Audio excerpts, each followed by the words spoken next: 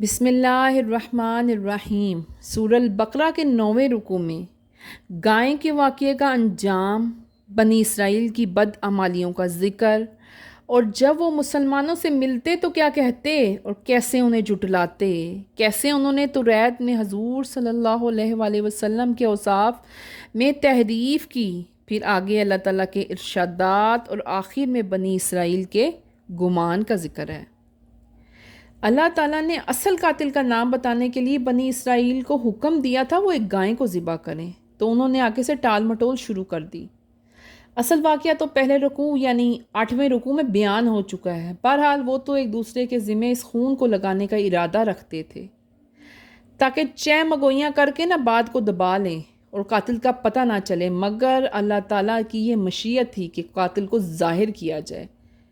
تو ان میں سے ایک کو مدعی بنا کر موسیٰ علیہ السلام تک بات پہنچی، اس کے اور موسیٰ علیہ السلام کے ذریعے انہیں گائیں ذبح کرنے کا حکم مل گیا۔ بنی اسرائیل نے گائیں ذبح کر کے اس کے کسی عضو سے مردہ کو مارا تو وہ بحکم الہی زندہ ہو گیا، اس کے حلق سے خون کے فوارے جاری ہو گئے۔ اس نے اپنے چچا زاد بھائی کا نام بتایا کہ اس نے مجھے قتل کیا، آخر اسے بھی اقرار کرنا پڑا۔ پھر حضرت موسیٰ علیہ السلام نے اس پر قصاص کا حکم فرمایا۔ بے شک تم سمجھ لو کہ اللہ تعالیٰ مردے کو زندہ کرنے پر قادر ہے، اور روز جزا مردوں کو زندہ کرنا اور حساب لینا قطعی یقینی اور حق سچ ہے۔ حق سچ ہے۔ اب اگلی آیت میں بنی اسرائیل کی بدعمالیوں اور سرتابیوں کا ذکر ہے کہ کیسے وہ بدعمالیوں اور سرتابیوں میں مبتلا ہو رہے تھے، پھر بھی اللہ تعالیٰ انہیں معاف فرمائے جا رہا تھا، لیکن انہوں نے سبق حاصل نہ کیا۔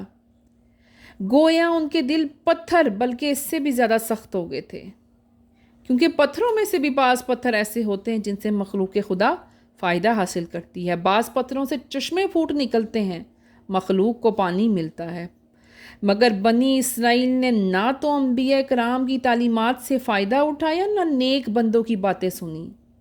گویا ان کے دل عام پتھروں سے بھی زیادہ سخت ہو گئے تھے، ان پر کوئی بات کارگر ہی نہ ہوتی تھی، وہ کوئی بات سمجھ ہی نہیں پاتے تھے۔ پھر اگلی آیات میں اللہ تعالیٰ نے مسلمانوں کو فرمایا، کیا تم اس بات کی آرزو کرتے ہو یہ تمہاری بات مان لیں گے؟ حالانکہ حضرت موسیٰ علیہ السلام کے زمانے میں اور ان کے بعد بھی ایک ایسا فریق تھا جو اللہ کا کلام سننے کے بعد جان بوجھ کر اس میں تحریف کرتا تھا۔ ان سے ایمان لانے کی کس طرح تم امید رکھ سکتے ہو؟ یہ لوگ ہرگز ایمان نہیں لائیں گے، یہ لوگ ہرگز ایمان نہ لائیں گے۔ اب اگلی آیت کا شان نزول یہ ہے کہ عہد رسالت کے یہودی سب یکساں نہ تھے، سب یہودی ایک جیسے نہ تھے۔ ابن عباس رضی اللہ تعالیٰ عنہ فرماتے ہیں کہ ان میں منافق بھی تھے۔ منافق بھی ان کا یہ حال تھا کہ جب صحابہ کرام سے ملتے نا تو کہتے ہیں ہمارا ایمان بھی اسی پر ہے جس پر آپ لوگ ایمان لاتے ہیں، آپ لوگوں کا ایمان ہے نا اس پر ہمارا ایمان ہے، تم لوگ حق پر ہو، سچ پر ہو، اور تمہارے آقا مصطفیٰ صلی اللہ علیہ وآلہ وسلم سچے نبی ہیں، وہ جو کچھ فرماتے ہیں سب حق سچ ہے، ہم ان کی نعت توریت نے پا چکے ہیں۔ اس سے یہ امر واضح ہو گیا کہ حق پوشی کرنے والا، حضور کے اوصاف چھپانے والا منافق یہودی ہوتا ہے، اور یہ طریقہ یہود کا آج بھی ہے۔ جو حق پوشی کرنے والے اور منات مصطفیٰ کے چھپانے والے وہ یہودی ہیں، وہ سب کے سب یہودی ہیں۔ اب اگلی آیت کا شان نزول یہ ہے کہ جب سید عالم صلی اللہ علیہ وآلہ وسلم مدینہ منورہ تشریف لائے نا تو علماء توریت اور یہود کو اندیشہ ہو گیا اب ان کو کہ ان کی بس اب روزی جانے والی ہے، ان کی سرداری ختم ہونے والی ہے۔ کیوں؟ اس لیے کہ توریت نے حضور صلی اللہ علیہ وآلہ وسلم کا حلیہ مبارک اور اوصاف مذکور ہیں۔ جب لوگ حضور صلی اللہ علیہ وآلہ وسلم کو اس کے مطابق پائیں گے تو ایمان لے آئیں گے اور ہماری اطاعت ترک کر دیں گے۔ اس اندیشے سے انہوں نے کیا کیا؟ توریت میں تحریف کرنا شروع کر دی، تحریف شروع کر دی کہ آپ صلی اللہ علیہ وآلہ وسلم کا حلیہ مبارک ہی بدل ڈالا۔ پہلے توریت میں آپ کے اوصاف یہ لکھے تھے، کیا تھے آپ کے اوصاف توریت میں؟ آپ خوبرو ہیں، آپ کے موہ مبارک نہایت حسین ہیں، چشم مبارک سرمگیں، قد مبارک درمیانہ۔ اور اب یہودیوں نے کیا کیا؟ یہودیوں نے اوصاف بدل دی۔ کیا لکھا؟ کہ وہ بہت دراز اقامت قد، آنکھیں کنجی اور نیلے بال الجھے ہوئے۔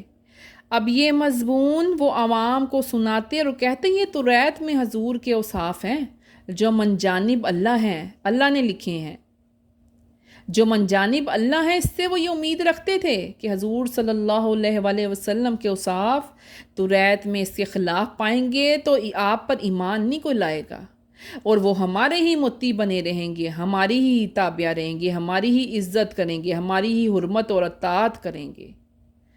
تو آگے کیا ارشاد فرمایا اللہ تعالیٰ نے؟ اللہ تعالیٰ نے ارشاد فرمایا ان لوگوں کے لیے سخت خرابی ہے جو اللہ کے احکام میں تبدیلی کر کے کہتے ہیں کہ یہ اللہ تعالیٰ کا حکم ہے۔ کیا کہتے ہیں وہ؟